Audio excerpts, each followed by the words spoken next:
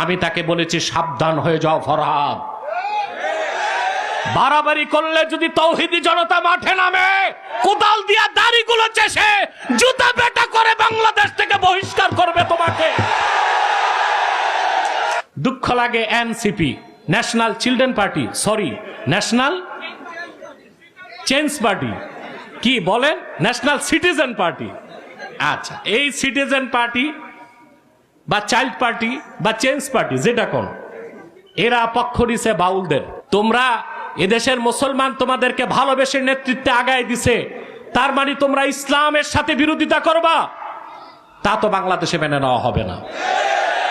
বিগত 16 বছর দেখছি ভারতপন্থী বুদ্ধিজীবী, আর এখন দেখতে পাচ্ছি মার্কিনপন্থী বুদ্ধিজীবী।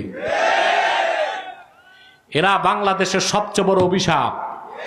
এর মধ্যে সবচেয়ে নিকৃষ্ট হচ্ছে কুখ্যাত ফরহাদ মজহার, বাউলদের পক্ষ নিছে।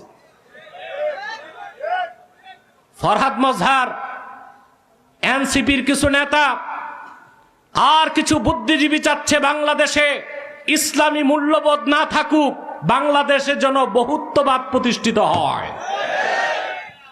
বহুত্ববাদ প্রতিষ্ঠিত হলে কি হবে? ট্রান্সজেন্ডারকে স্বীকৃতি দিতে হবে। ট্রান্সজেন্ডার বুঝেন? হিজরা, প্রাকৃতিক ভাবে না, অপারেশন করে হিজরা, হিজরা থার্ড জেন্ডার, তৃতীয় লিঙ্গ, এদেরকে স্বীকৃতি দিতে হবে।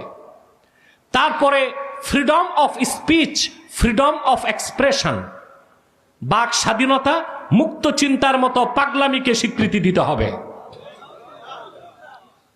তখন আল্লাহ তার রাসূলের বিরুদ্ধে, কোরআনের বিরুদ্ধে কথা হবে, আইন প্রয়োগ করা যাবে না। সুস্পষ্ট ঘোষণা দিচ্ছি, শাহজালালের বাংলায়, শাহপরানের বাংলায়, কারামত আলীর বাংলায় বহুত্ববাদকে প্রতিষ্ঠিত হতে দেওয়া হবে না। বহুত্ববাদ প্রতিষ্ঠায় পয়সা আসে জর্জ সরস থেকে। এটা হচ্ছে মার্কিন ধনকুব, সে ডিপ স্টেটের অংশ।